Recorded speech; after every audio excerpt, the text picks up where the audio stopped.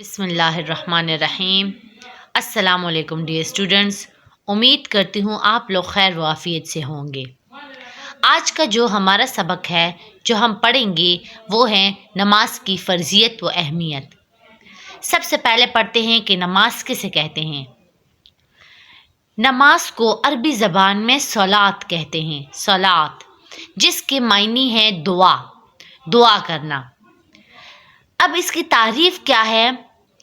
اصطلاح میں نماز جو ہے یہ مخصوص اقوال یعنی پڑھنے کی چیزیں یعنی اذکار، خاص اذکار اور افعال جیسے قیام، رکوع اور سجود۔ قیام یعنی کھڑے ہونا، نماز میں ہم سیدھا کھڑے ہوتے ہیں، رکوع جھک جانا اور سجود گھٹنوں کے بل، دونوں پاؤں، دونوں ہاتھ اور پیشانی زمین پر رکھنا۔ ان افعال کے ساتھ اللہ کی عبادت کرنا نماز کہلاتا ہے۔ مخصوص اقوال یعنی خاص اذکار اور افعال جیسے قیام، رکوع اور سجود، ان افعال کے ساتھ اللہ کی عبادت کرنے کو نماز کہتے ہیں۔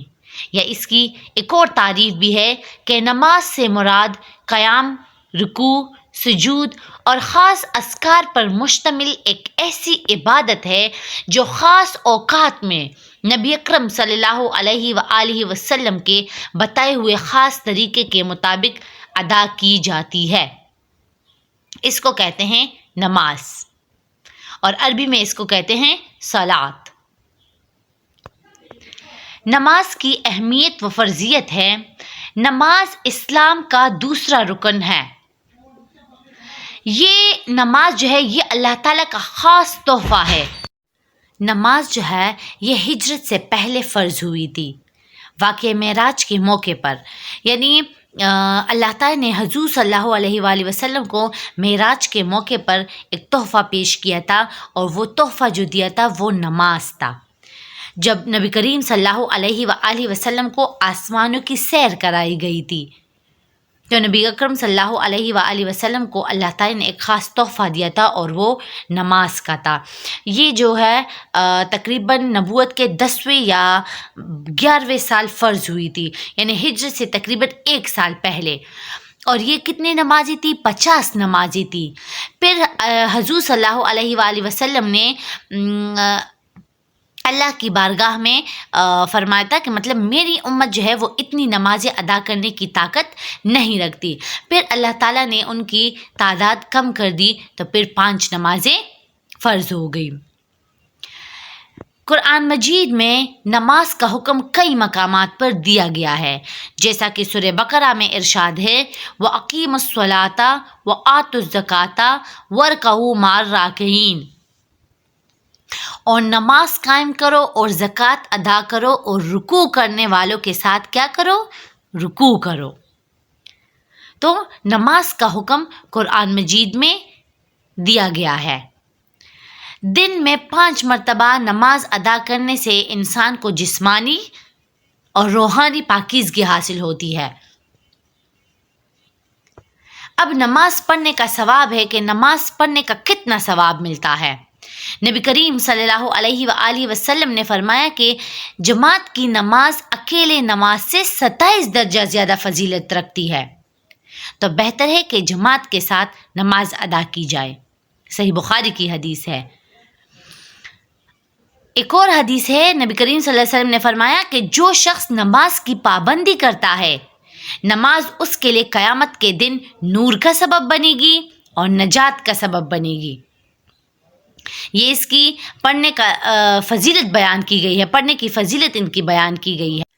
اب نماز چھوڑنے کی وعید ہے کہ جو لوگ نماز نہیں پڑھتے اس کو چھوڑتے ہیں، تو سورہ مریم میں ارشاد ہے کہ پھر ان کے بعد ایسے لوگ آئے جنہوں نے نماز ضائع کر دی اور اپنی خواہشات کے پیچھے چل پڑے، تو عنقریب وہ گمراہی کا انجام دیکھیں گے۔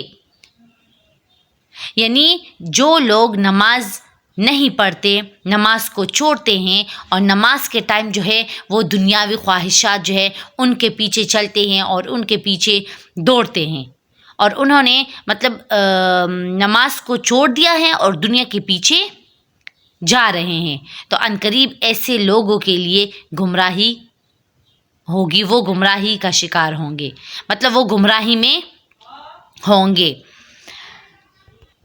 ایک اور جگہ پر نبی کریم صلی اللہ علیہ وآلہ وسلم نے فرمایا کہ قیامت کے دن سب سے پہلے نماز کا حساب لیا جائے گا، سب سے پہلے نماز کا حساب لیا جائے گا، اور نماز جو ہے یہ گناہوں کو ایسے ختم کر دیتی ہے جیسے پانی جو ہے یہ گندگی یا میل کو ختم کرتا ہے۔ نماز جب آپ پڑھتے ہو تو آپ کی گناہیں، وہ کہتے ہیں کہ گناہوں کو اس طرح ختم کر دیتی جس طرح پانی سے ہم گندگی صاف کرتے ہیں۔ تو جب ہم نماز پڑھتے ہیں تو نماز ہمارے گناہوں کو ختم کر دیتی ہے، پاک کر دیتی ہے۔ فرائض نماز۔ اب فرائض نماز کسے کہتے ہیں؟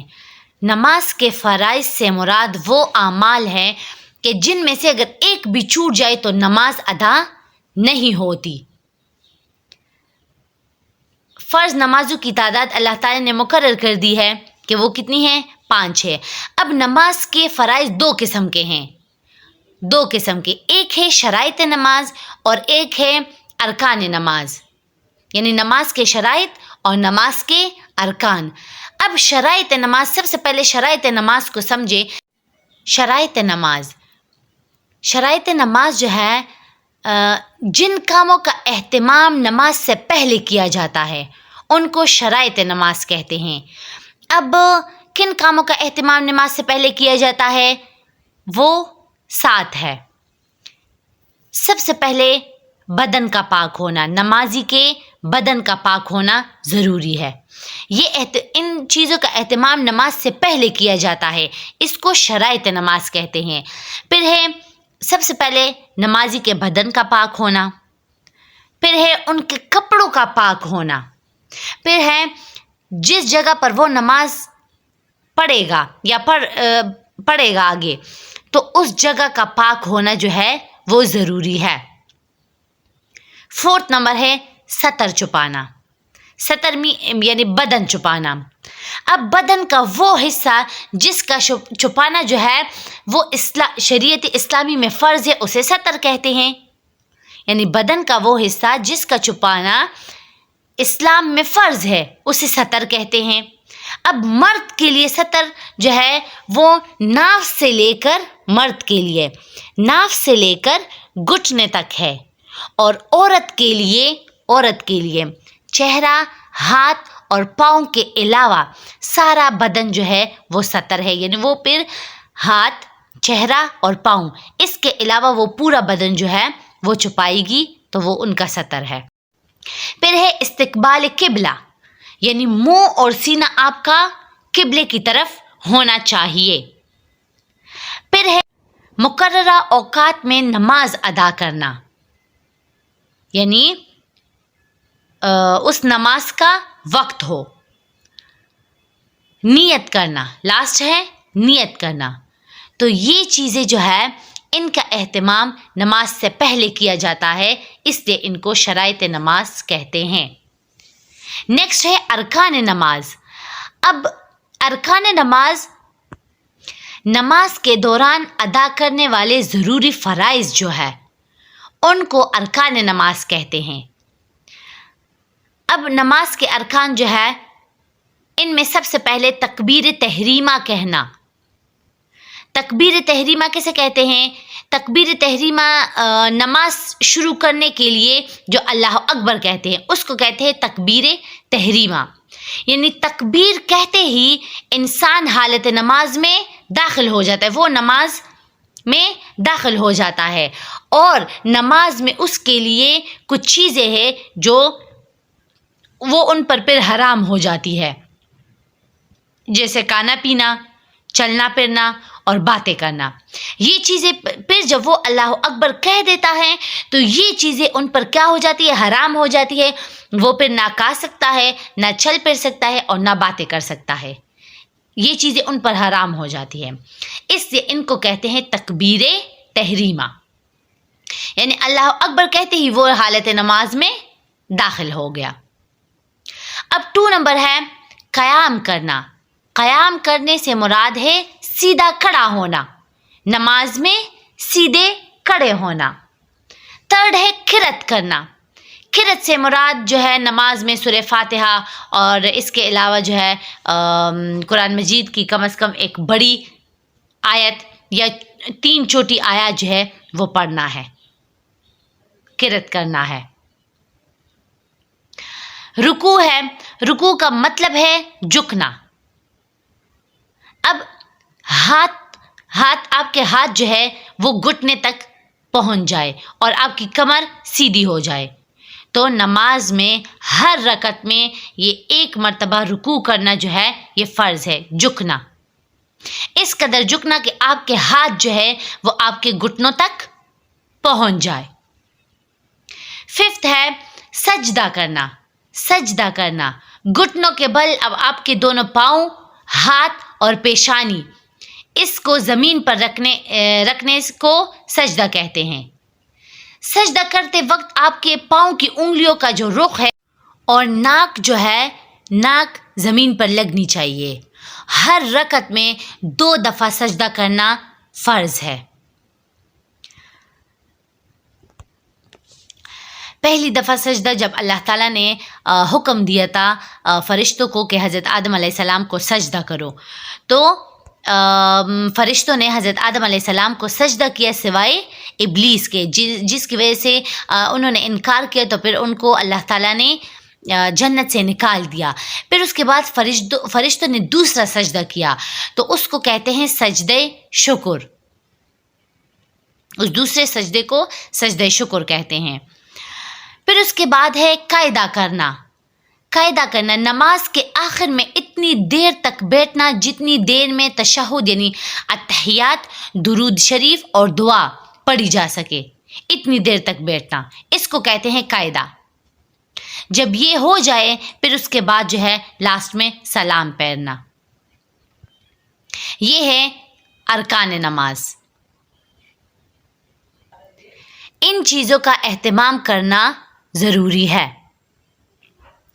اس کے بعد ہے نماز کے روحانی، جسمانی اور معاشرتی فوائد۔ روحانی فائدہ کیا ہے کہ یہ نماز جو ہے یہ انسان کو اللہ کے قریب کرتی ہے۔ نماز رب کے ساتھ انسان کا تعلق جوڑتی ہے۔ نماز دل کو سکون دیتی ہے اور برے خیالات اور گناہوں سے بچاتی ہے۔ جیسا کہ نماز جو ہے یہ انسان کو بے حیائی سے اور بری باتوں سے روکتی ہے۔ پھر معاشرتی فائدہ کیا ہے؟ نماز سے مسلمانوں میں اتحاد اور بھائی چارہ پیدا ہوتا ہے، اور خاص کر نماز باجماعت میں۔ باجماعت نماز جو ہے یہ اجتماعی زندگی کی تعمیر میں اہم کردار ادا کرتی ہے۔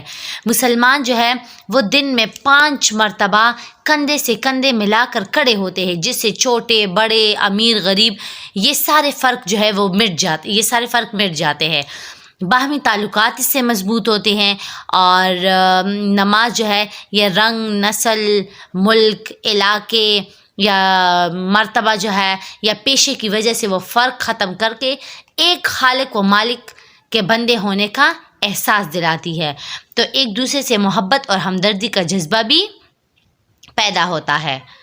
جسمانی فائدہ کیا ہے کہ نماز کے جو حرکات ہے یعنی رکوع ہے، سجدہ ہے، قیام ہے، جسم کے لیے ورزش کا کام کرتے ہیں، اور اس سے خون کی گردش ہوتی ہے اور جسم جو ہے وہ چاق و چوبند رہتا ہے، وہ چست رہتا ہے۔ تو ہمیں چاہیے کہ باقاعدگی سے باجماعت نماز کا اہتمام کریں اور اپنے گھر والوں کو بھی نماز کا پابند بنائیں، کیونکہ نماز جو ہے یہ دل کو سکون دیتی ہے اور ہر قسم کی بے حیائی سے اور برے کاموں سے روکتی ہے۔ تو خود بھی نماز پڑھے اور اپنے گھر والوں کو بھی نماز کا پابند بنائیں۔